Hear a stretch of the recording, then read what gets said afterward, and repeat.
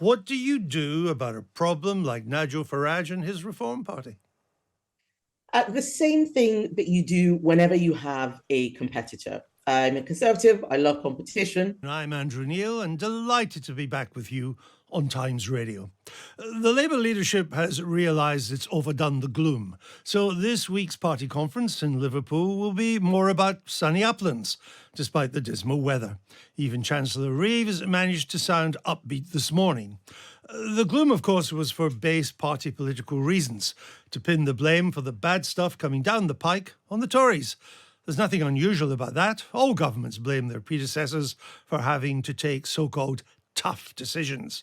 But this new Labour government was over-egging it, so much so that business began to think twice about investing in Britain if it was in such a bad shape.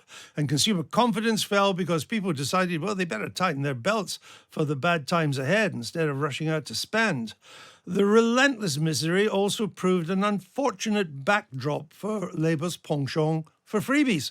The people had to suffer, but the PM, the Deputy PM and the Chancellor were being gifted tens of thousands of pounds between them for suits and frocks and even spectacles, not to mention tickets to Taylor Swift and Arsenal. It didn't seem quite fair, and it was going down like a lead balloon with voters. Hence this week's change of tone to big up the possibilities rather than wallow in the difficulties. Chancellor Reeves now says she's never been more optimistic about the country. Well, you could have fooled me, but fair enough. However, tone is one thing, policy is another. Does Labour have the policies to capitalise on what Reeves is now claiming is our, quote, immense potential? We'll turn to that next. This is Andrew Neil on Times Radio. So in her speech this morning, she finished just over half an hour ago, Rachel Reeves in Liverpool said she's going to repay the trust of the British people, fix our foundations, promises stability, no return to austerity, lots of Tory bashing, lots of rhetoric that pleased the whole, and of course announcing an old-fashioned war on waste. In this case, Tory waste. Not the first government to do that. Kate McCann, our political editor, was at the conference in the venue in Liverpool, listening to it. Let's go to Kate now. Kate, it was for the woman who's responsible for effectively abolishing for most pensioners, the winter fuel allowance. She made an upbeat pitch full of rhetoric to appeal to the whole, right? She did, although I'm not sure, Andrew, what we really learned after that speech, if I'm completely honest with you. Look, you're right. It was all the big hitting moments, wasn't it? There was a lot of Tory bashing. There were a couple of jokes about the Tory leadership race. There was a bit about her own background and a little bit about, how the party got here. But the reality is that speech felt a lot like some of the speeches that we've heard Labour and actually Rachel Reeves give throughout the election campaign. I think what people were hoping for here today was something that would live up to the motto that the banners that are hanging all around this conference centre, change begins. And I'm not sure we really understand what that means yet. You said there we got a little note about no more austerity, but no real flesh on the bones of what that means for people. And we got a nod to the idea of more active government, more intervention from the Treasury, but again, not entirely clear what that's going to mean in reality. So I think lots of words, not very much in the way of, how it fits into people's lives. But Kate, she said it with a smile. Well, she did, didn't she? And for people who were watching, in fact, actually, if you were listening, you may have been able to hear it, because you can hear when people are smiling on the radio. She did look like she had a fixed grin, and that, I think, was intentional. There's a determination here from Labour to try and change the tone to make sure people realise that there is some, there's some positivity coming down the track. Again, though, not entirely clear what that looks like. I guess, the election's not that far gone, and there were a lot of echoes, as you said in her speech, that we've heard endlessly during the election campaign. She's got this budget coming up. I think it's the 30th of October. It's barely a month away. She probably feels she can't say too much that is substantive without blowing what she's planning to announce in her budget. I think that's very fair. Look, the timing of this speech was always going to be quite difficult. We did get the announcement that there will be a new industrial strategy for Britain, which will come at around that time. And we also got some hints, I think. Rachel Reeves was saying her ethos, if you like, is stability paired with reform. She said growth is the challenge and investment is the solution. And that came around the same time that she was talking about trying to shake the Treasury up a little bit and thinking more about investing actively in some sectors to try and boost the economy. I mean, people listening to this will have heard that before from previous Labour governments, and they may well be wondering what exactly does that look like. I think Rachel Reeves at one point said shovels in the ground and cranes in the sky to build the future. But some big decisions have been walked away from. For example, the supercomputer in Edinburgh that was due to be built, Rachel Reeves has halted that plan for now, and many in this country say that would have been a huge investment in the future of AI in this country, really important given that's a sector that's growing. If you want growth, that's the kind of decision you should be making. And when President Obama came into the White House, just after the great crash, the financial crash, he was quick to discover that these days, with lawyers and planning rules and so on, there's no such thing as shovel-ready jobs. You just can't start work right away. But while she was speaking, Kate, something else was happening, which is relevant to what she was saying. News about the nurses and the pay deal, and then turning down 5.5%. Let me just play a clip from the Health Secretary, Wes Streeting, to our very own Times Radio, John Pienaar, and then come back to you. This is Wes Streeting. I'd just say to nurses and in fact the whole NHS workforce, we know what you've been through. Yeah. We know how hard that it is. We know that, Wes. We know how hard it has been. But they also know that for the first time in a long time, they've got a government that's on their side, wants to work with them to take the NHS from the worst crisis in its history, to get it back on its feet and make it fit for the future. We're going to be one team, we're going to do it together, and we're going to do something we can be proud of for the rest of our lives. You're looking for a bit of goodwill. I've already got the nurses' goodwill. I need to repay that goodwill by giving them the tools they need to do the job, and that's exactly what I'm going to do. Health Secretary Wes Streeting. So there we are, Kate. The Chancellor's on her feet telling us that she hasn't really got any money and the government will have to tighten its belt. And the Royal College of Nurses saying, hey, 5.5% pay rise, that's not enough for us. We're not accepting it. I think probably because they look at all the other big pay rises that have been handed out so far. So there is a problem landing on the Chancellor's lap.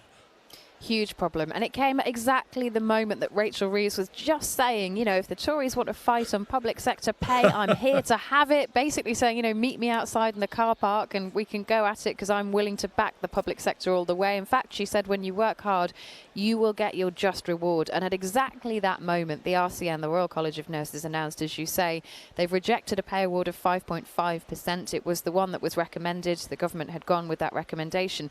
But Andrew, the number, the sort of scale of the rejection is huge. It's been rejected by 2/3 in a record high turnout of nursing staff, 145,000 votes against that pay award. And the RCN are saying, and this is the bit that will worry the government, they are saying that the high turnout surpassed the level seen in 2 statutory ballots for industrial action, which were held in 2022 and 2023. And of course, those permitted 6 months of strike action by nursing staff. So what is coming down the track now for Rachel Reeves and Wes Streeting is a big question about how much more do you hike nurses' pay to avoid those strikes. And nurses, have an eye on the junior doctors deal, which was accepted just around a week ago, of 22% increase over a set couple of years. So, it's not a great position, certainly not great timing for the Chancellor. And an interesting development. Kate, we'll leave it there. Thank you for that. I hope we get to speak again to you tomorrow. Kate McCann at the Labour conference in Liverpool for Times Radio. Joining me now, economist and journalist Liam Halligan. Liam, welcome back to the programme. It was good to have you when I was last doing this. Even better to see you now. Now, I had hoped to go through with you one by one a list of the policy announcements. So shall we just go to a commercial break now? It was a policy-free zone, and Labour will say that is indicative of the fact that the budget is coming down the track on the 30th of October, or it may be indicative of the fact that people at the top of the party are fighting like rats in a sack and they can't agree what to announce. It depends on how you want to interpret it. Of course, there was a huge tribal cheer for VAT on school fees, and Rachel Reeves stressed she doubled down on the black hole. You're right. The mood music was less negative, but she's still stressing that Britain's public finances are in a really bad way. Let's be clear, even the IFS no friend of the Tories, of course, the Independent Institute for Fiscal Studies. Their view on this black hole, it was obvious to anyone who dared to look. Yes, of course, the Tories didn't do a spending review for a couple of years, but it was clear to somebody with A-level economics, which I assume Rachel Reeves has, that there was going to be a big gap in the public finances. I didn't hear much policy at all. She talked about jobs in the automotive industry. Well, just like the nurses are playing up, the Royal College of Nurses, as Kate was saying, choosing exactly the moment of the Chancellor's speech to reject a pay deal. There's no coincidence in that. Of course, the GMB and other unions before this conference at the TUC were making hugely concerned comments about Ed Miliband's green strategy, talking about North Sea closing down because of Labour's policies. That will cost 30,000 jobs. Rachel Reeves stressed the green jobs in the automotive industry, in carbon capture and storage. But a lot of the trade union movements see a huge gap between Labour's green agenda and the lives and livelihoods of the ordinary working people who Labour wants to champion. That's an existential split across the Labour Party, and I didn't hear anything from the Chancellor, with the best will in the world, that suggests to me that they're going to be able to bridge that gap anytime soon. And it could be the nurses are about to make the black hole even deeper if they do, because Wes Streeting sounded there like he's going to try and dig into his pockets and give them more than 5.5%. I think that's right. And while superficially Rachel Reeves had her Richter's grin on, and while superficially they know they've overdone the negativity parlour game, the doom and gloom, as you rightly said, because like all political parties, they want to blame their predecessors. But let's get real here, Andrew. Let's cross over, as you often do and I try to, from politics to economics and finance. And I'm looking out of the window at Times Radio here at the tall buildings that represent the City of London. There is a tsunami of gilts to be issued over the next few months. What does that mean? The UK government is going to issue an awful lot of debt at a time when government borrowing, we learnt last week, in 1 month in August was £13 billion. That's way above so far this year what the OBR said. So there are lots of gilts coming down the line. And an awful lot of people in the city are saying to me, Liam, you know these people, can they really add up? This idea that you can have lots more growth, which we need to help fix the public finances. That rising tide tends to float all boats when it comes to the public finances. Yet at the same time, none of the specific policies seem to be growth friendly. Putting up corporation tax, is that growth friendly? Capital gains I tax. don't think so. Capital gains tax, is that growth friendly? I don't think so. Employer national insurance increase, making it more expensive to employ people, is that growth friendly? I don't think so. Look, you know, and many times radio listeners will know, I completely agree with the need to build more houses. Indeed, it's your speciality. But I don't see anything in Labour's plans just riding roughshod over local communities' concerns that is going to bring that. That's going to lead to a tsunami of lawsuits. It'd be good for Keir Starmer's friends in the legal profession. More houses in Tuscany. But I don't think we're going to see a big boost in house building soon that in turn is going to boost growth, much as I would like to see it. Well, let's pause there and come back on October the 30th, the day of the budget. And let's see, because by then we will get something substantive. We may not like it or it may surprise us, but at least we'll have something more to talk about. But for the moment, Liam Halligan, thank you very much for coming onto the show. Now, coming up, former postie, Labour Home Secretary, Shadow Chancellor, one star of a certain late-night TV show. Alan Johnson will give me his take on Rachel Reeves' speech and about his book on former Labour Prime Minister Harold Wilson. In Liverpool, Rachel Reeves has just become the first Labour Chancellor to address her party conference for 15 years. One of the biggest players in the final years of that last Labour government was Alan Johnson, Education, then Health, then Home Secretary. He's now a prolific author and has just penned a short biography of the Yorkshire grammar school boy who became the most brilliant Oxford student of his day and went on to become Labour Prime Minister twice. I speak of Harold Wilson, who not many people, even Labour people, talk about much these days. Alan, great to have you on the show. Welcome.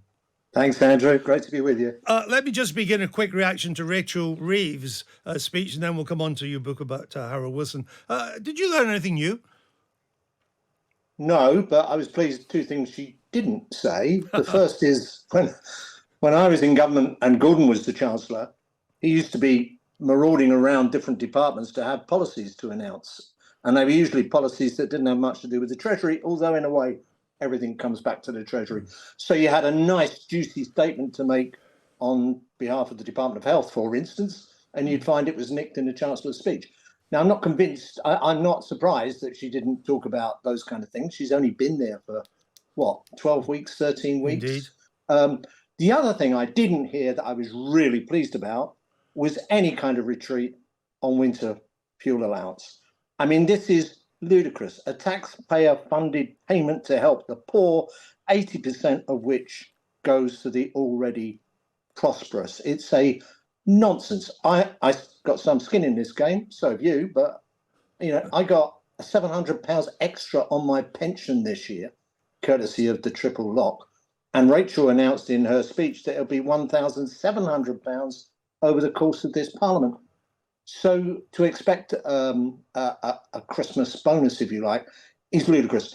And the final point I want to make on this, Andrew, is withdrawing the winter fuel payment has probably made the biggest contribution to pensioner poverty than keeping it, because it acts as a recruiting sergeant to get those 8,800 pensioners who are in poverty, not like you and I, but who don't claim pension credit, which is not £100 a year. It's not £300, £200 or £300 a year.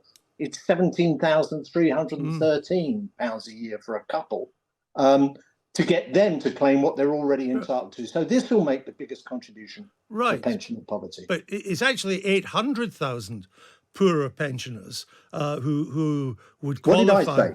You said 8,000. It's 800,000. Oh, sorry, no, 818,000. Yeah. So there you go. It's just like old times, Alan, me correcting you. 800,000 pensioners.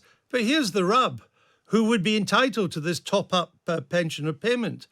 If they all apply for it, it wipes out the whole of the saving of the winter fuel allowance. But a Treasury calculation is that they won't, but a large number of them will. And you're quite right, Andrew. But it would be pretty bizarre if you decided to oppose this policy because people might not take up their pension credit. They're much more likely to do it now and keep their Christmas payment, if that's important to them, than they would have before. And that's what's made the biggest contribution to tackling pensioner poverty, not the fuel payment, which has stayed the same, by the way, since 1997. It's pension credit. Sure. No, I understand.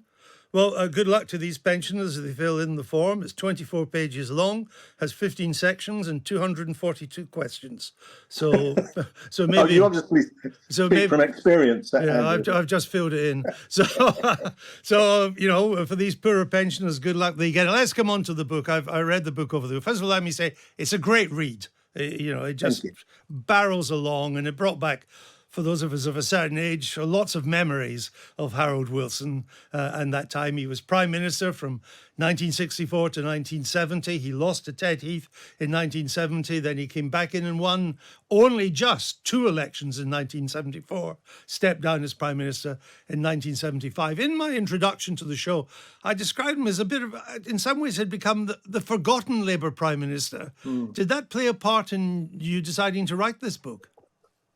Yes, it did, because, like you, he was there through my formative years and was such a master of the political arts.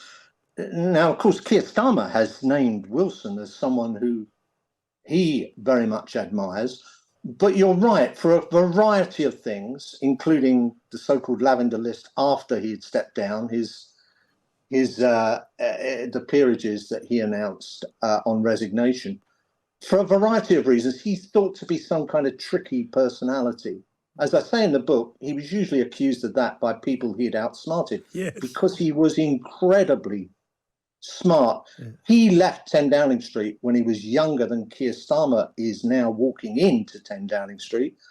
And he'd had not just an amazing career as Prime Minister, but an amazing success as a student, as a civil servant, as a junior minister, as president of the Board of Trade, the youngest cabinet minister since 1804 when he was appointed in Attlee's government.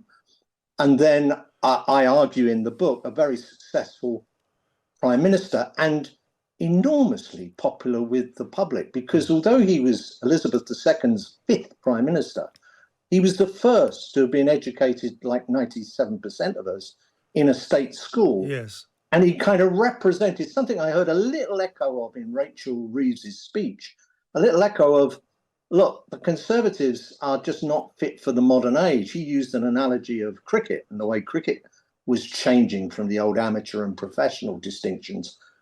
And, you know, he was successful as a leader of the opposition because he made that white heat of technology speech, which people still remember to this day. He wasn't even prime minister, but he certainly made the weather with that speech. And you're right, he was a state school boy, grammar school boy. Of course, after 1964, we had over 30 years of uninterrupted state school kids being prime minister. It was only when Labour came back in 97 with Tony Blair that we went back to public schools.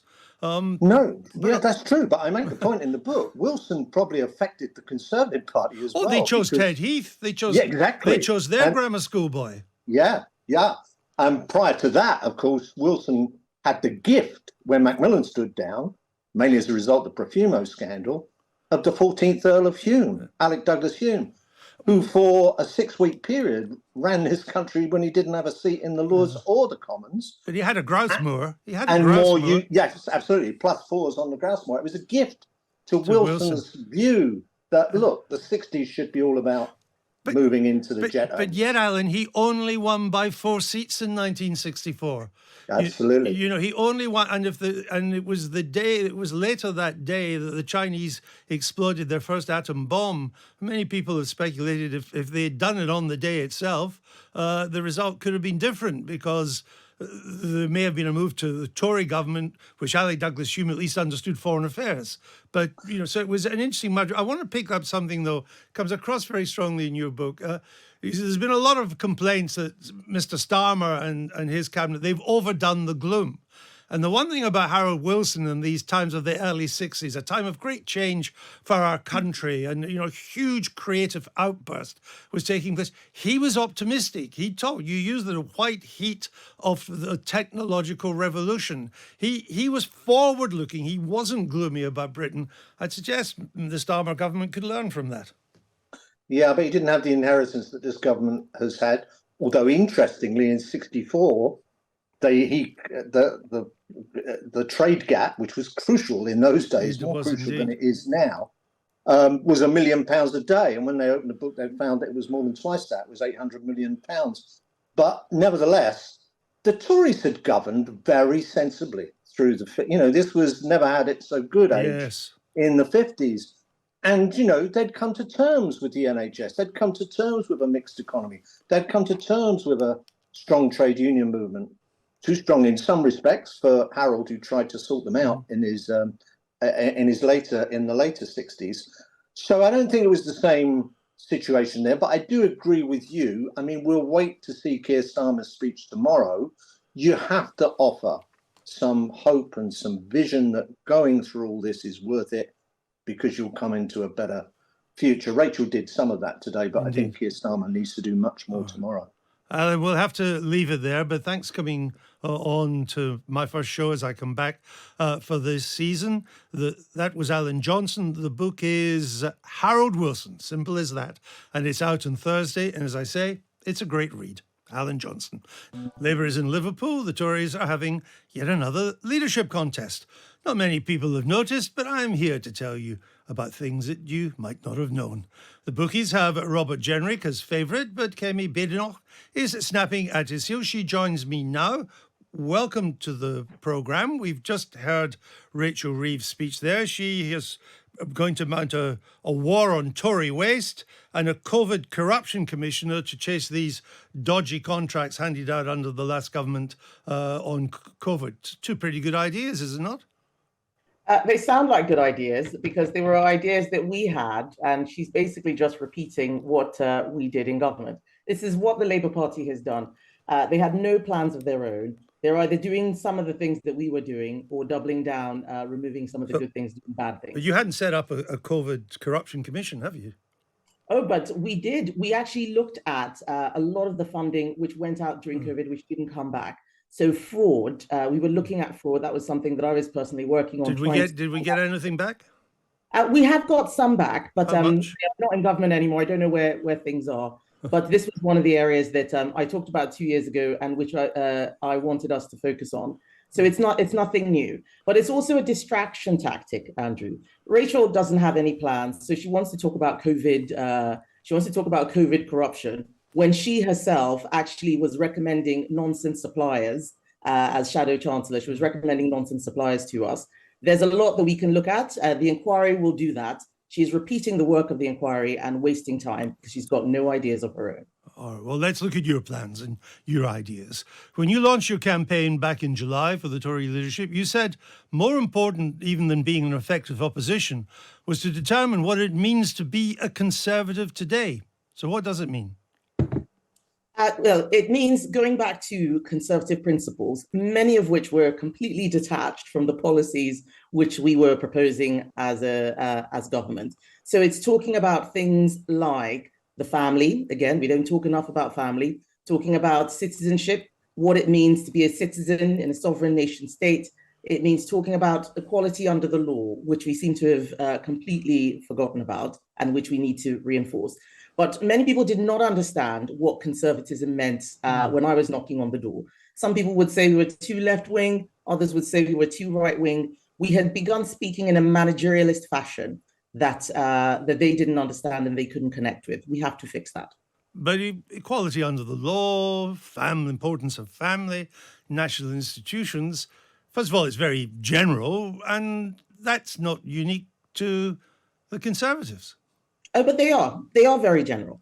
Sorry, they are unique to us, and you can see it in the way that that Labour has done certain things. They don't apply these principles. So what has Labour done in education, for example? They have put VAT on private schools, tax on aspiration. They have scrapped Ofsted simple inspections, takes away choice, parental responsibility, makes it harder for families. They've scrapped Academic Freedom Act. They don't believe in freedom of speech. They've scrapped the modern history curriculum because they don't care about the story of our country. All of these things matter. And one of the things that I've been very clear about is that I'm not starting with policy because we have just lost.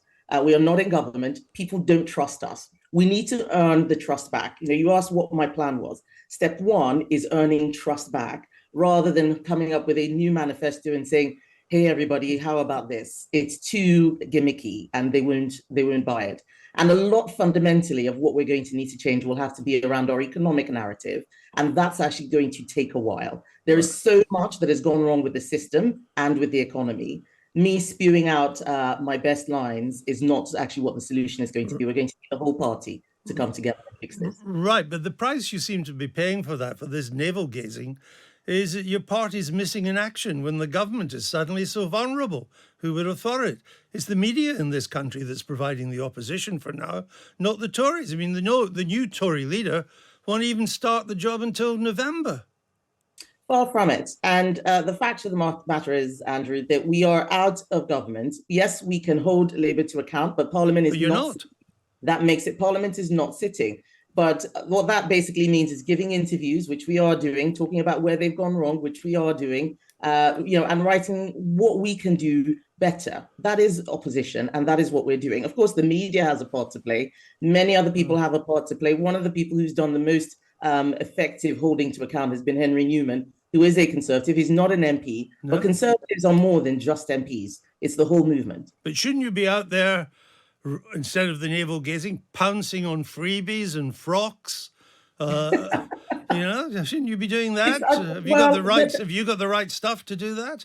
Well, of course I do. Of course I do. I don't think anyone could ever accuse me of letting Labour get away with nonsense. I was one of the few people who actually got them to shift their policy onto ours when it came to equalities and self-ID. I was able to impose our trade agenda. They couldn't attack it in any way, and we can keep doing that. But this process is of renewal is critical. What about the freebies? What about the freebies?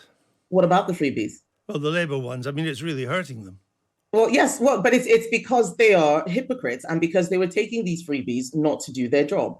I would be invited to all sorts of things, and I would say no. As a minister, my time was very precious. And once in a while, they would ask me to come to something. And I think actually, my children haven't seen me for a week. They would love to do that. I'll take them along. But you declare it, explain what it is you're doing, how it's relevant to the job. Understand. Nobody paid for my birthday parties or anything like that. I think that is understand. extreme. But you did take 4 tickets to the Jungle Jangle Ball, whatever that is. The Jingle Jangle Ball. The Jingle Jangle, not the Jangle Jungle. But anyway, whatever it was, you got 2 seats plus hospitality, the executive box at Twickenham for the rugby, 3 tickets for an Ed Sheeran concert. I mean, that came to almost £3,000. Now, these are all declared. There's nothing illegal. I understand that. But I guess the voter just thinks, hey, you're all at it. You're all in it. I think what Labour are failing to do is point out why politicians do this.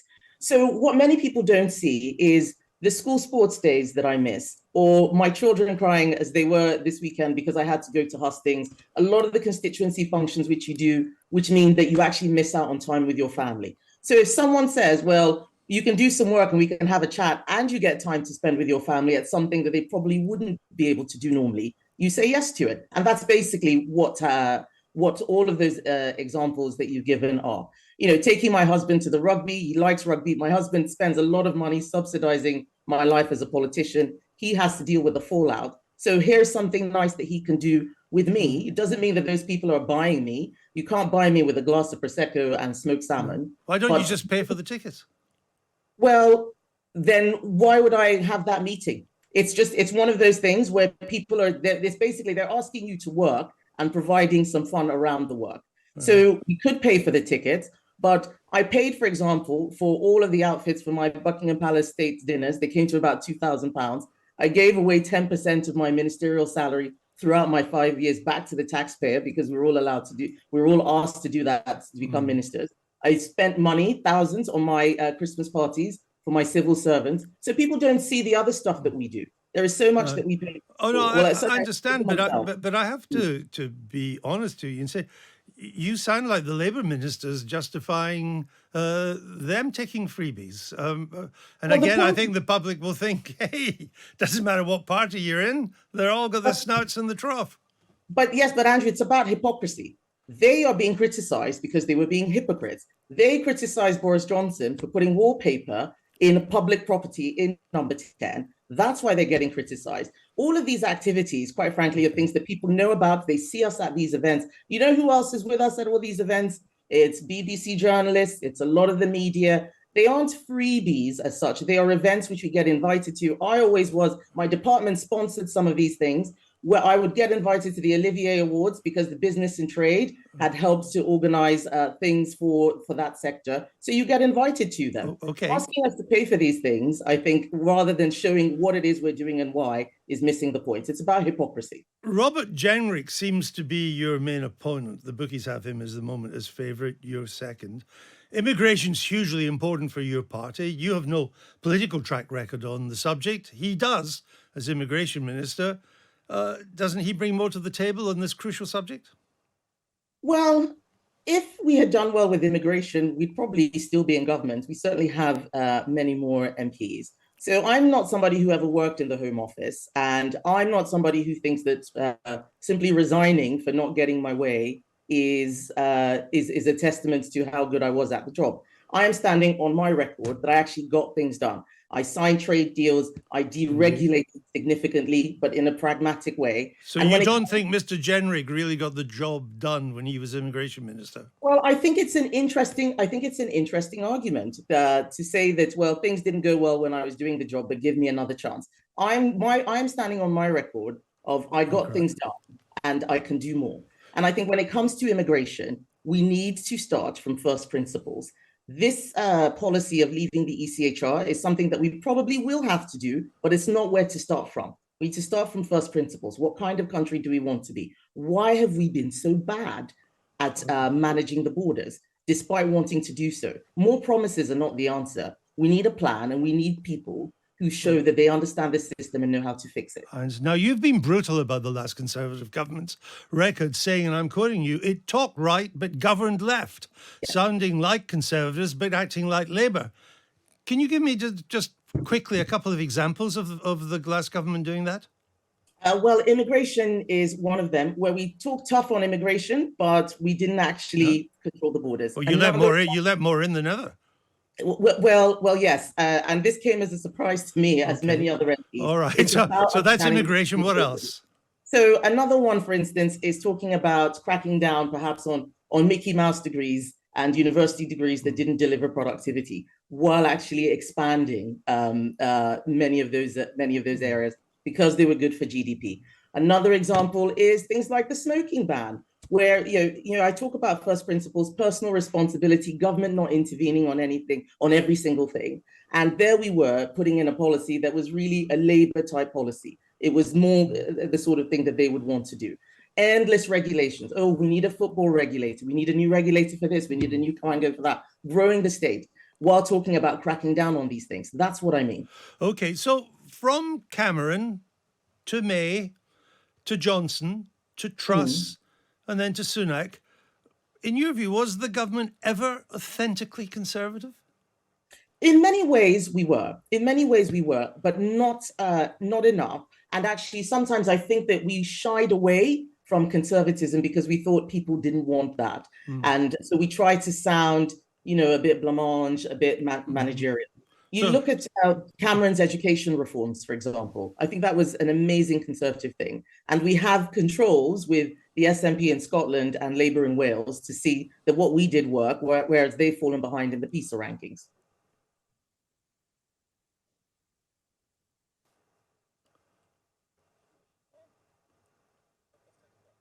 Well, I could see Kemi Badenoch.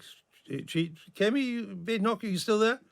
I am. I can see you. Oh, that's good. That's good. Sorry, we just lost you for a minute there. Let me move on quickly. I'm sorry about that glitch. Liz Truss this morning has said that almost exactly 2 years on from the 2022 mini budget, the UK economy would be, quote, in much better shape than it is today if it had been implemented. Do you agree with that? I'm not so sure. I think that there are fundamental misunderstandings about what was in that mini budget. And it wasn't necessarily the tax cuts or some of the good things that were in the budget that brought it down. It was the £150 billion of subsidies and the fact that it wasn't balanced. I'm not sure that the market would have worn that. That's us moving away from our principles of sound money, fiscal conservatism. So I think Liz has a job to do in defending core free market principles.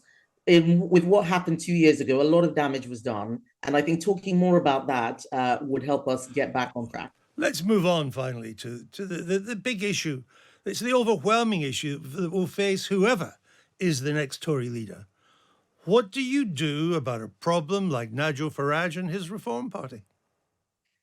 The same thing that you do whenever you have a competitor. I'm a conservative. I love competition. It's another thing that we believe in from first principles, but that means doing better than the other lot. We created a vacuum, which Reform has filled, by not being authentically conservative or visibly conservative, by not delivering on our promises. So we have a job to do in order to remove that vacuum. I don't think that there is space for two centre-right parties, but I don't think the solution is attacking Reform voters. We need to win them back. Many of the Reform voters in my constituency were former Conservatives. We've got to do that. But doing a deal with Farage for me is not on the cards. Oh, you wouldn't. So then how would you try to woo them back? I mean, what policies do you think would appeal to them to get them to come to the Tories? Why wouldn't you look for some kind of pact, an electoral pact with Reform or even a merger? Well, because I don't think people would trust that. It looks like a gimmick. It looks like you're trying to manipulate the electorate. That's not my style. But also, we are not Reform. We are very different from Reform. I remember watching Richard Tice on your show when he had that interview. They don't understand government. They don't understand trade-offs. They don't understand behavioral change. They don't understand how you need to often woo and persuade. They just think, oh, you just need to get in there, shout at some people, get the job done, scrap this, scrap that, and then it'll all be fine. Having been in government and seeing how difficult it is, I'm speaking from experience, you need something different. You need people who are going to bring in the competence as well as the charisma and the communication skills, who will cut through with the voters who are not on the right. There are many people who will vote for us if they think that we can get stuff done. If we get into bed with Reform, as you've described, we will lose the opportunity to win many of those people. So There that is- would not be my strategy. Is it not mission impossible, though, that to espouse the kind of policies you need to win back reform voters will make it much more difficult for you to keep what's left of the One Nation Tories? That is why we need to start from first principles. If we start with policy, that's what will happen. But if we start with first principles, if we start by talking about the things we believe in and have a clear vision of what the future could be like based on those principles, we can deal with both of those problems. But it's not an easy job. But I tell people I'm not a difficult woman. I like doing difficult things. This is a difficult thing to do. I can do it. I have not chosen the easy way either. I'm not coming out offering people jobs or telling everybody what they want to hear or easy solutions. So I've made my life a little bit more difficult, but I think that it will make life easier in the long term by being very focused on what we did wrong. We've got to acknowledge the mistakes we made, explain where we got things right, start from first principles, and fix our party infrastructure as well. But can you think or point to anywhere in democratic Europe where the mainstream centre-right, parties like yours, has won back the voters who've deserted them for the populist right? Has that happened anywhere? I haven't seen it happen recently, but I have seen it happen in Europe. I am seeing it happening in Canada, but also... Where is it happening in Europe? I mean, in France and Italy, the mainstream right has been totally superseded by the populist right. Yes, because it has not evolved. It has not evolved. In They are still Sweden, practicing- the Conservatives have basically had to give the populist right influence in government. I mean, the lesson, no matter where you look in Europe, is that either you have to move to the right to head off reform, or you have to do some kind of deal with them, or you'll be replaced by them. I think that there is another option, and that is to evolve. That is what the Conservative Party has done well. We have survived for 200 years by adapting. The centre-right parties in Europe are not adapting. We don't follow Europe. We lead, they follow, and we can show those centre-right parties how to do it. And I think if I'm leader of the opposition, I will be ensuring that our party is renewing and evolving. So why my campaign is called Renewal 2030, not Kemi for Leader. It is about the mission itself and what we need to do in order to fix this problem. We are not Europe, we are not America, we're not Canada, we are the UK. We do things differently. And I think that that's something that I'll be able to do.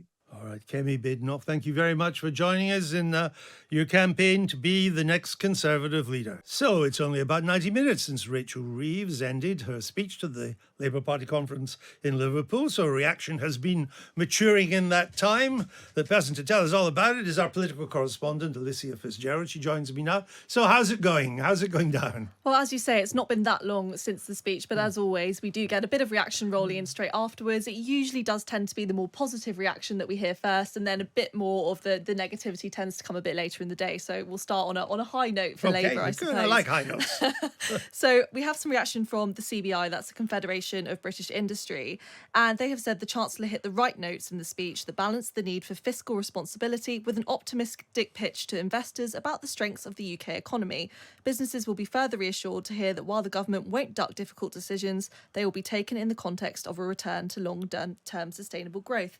And I think it's interesting there that they've picked up on the word optimistic and optimism, because clearly throughout the whole speech, that was what Rachel Reeves She was couldn't trying stop smiling. She couldn't, and that's such turnaround from the kind of doom and gloom we've been hearing from her since she became the Chancellor. So that was clearly the main goal, and it seems there for the CBI that she did actually hit that and do that well. Another bit of reaction is from the BCC, that is the British Chamber of Commerce, and they said it was encouraging to hear the Chancellor recognising the huge potential of British business to grow the economy and her ambition to make that happen. Today's speech has set the scene for her first budget, which will be a huge moment to shape the expectations of business and the public for years ahead. So a bit of a trail to the budget, obviously positive in terms of what they heard today, but I still feel there is some uncertainty about what might happen in the budget. She's warned the UK and the public and businesses of what could be quite a difficult one. So I think there is some apprehension there. She also wanted to, particularly to the party faithful in the hall, because the Chancellor's has got two audiences. He's got the party faithful in the hall, but he's got the wider public that pay for the spending and pay their taxes and so on. She wanted the party in the hall to know that although she's looking at some public spending cuts, she's looking at tax increases, she said, but it won't be a return to austerity. Yeah, she did say this, and this was something that she keeps pushing. Let's hear a bit more about what she actually had to say here. Next month, I will deliver the first budget of this Labour government. The first Labour budget in 14 years. And because I know how much damage has been done in those 14 years, let me say one thing straight up. There will be no return to austerity. Well, this is something that the Labour government have been saying since they entered number 10, but that they keep getting asked about time and time again, because really, what is austerity? How do you define austerity? I mean, does that mean spending cuts to different governmental departments? That's something that they do keep ruling out. But it seems to be a slight mismatch in the messaging here. On one hand, they are saying there won't be austerity, but on the other, they keep saying that there's this huge black hole, we don't have any money, and that we need to find it somehow. It was quite a difficult speech in one way for her. I mean, you're in a hall where everybody wants to back you, except for the heckler, of course. It was on about Palestine. But on the other hand, for the Labour faithful, she is the woman behind taking the winter fuel allowance away, isn't she? That was a problem for her. It absolutely was a problem, and actually it's even proving to be a problem amongst some of her MPs. Labour left MP John McDonnell had posted straight on X pretty much during the speech saying, "I'm bitterly disappointed that Rachel Reeves is refusing to listen to the profound worries people have about the winter fuel allowance and is ploughing on despite all the evidence of the hardship and suffering that this would cause." So it's clear there that this is still a really, really contentious issue for Rachel Reeves.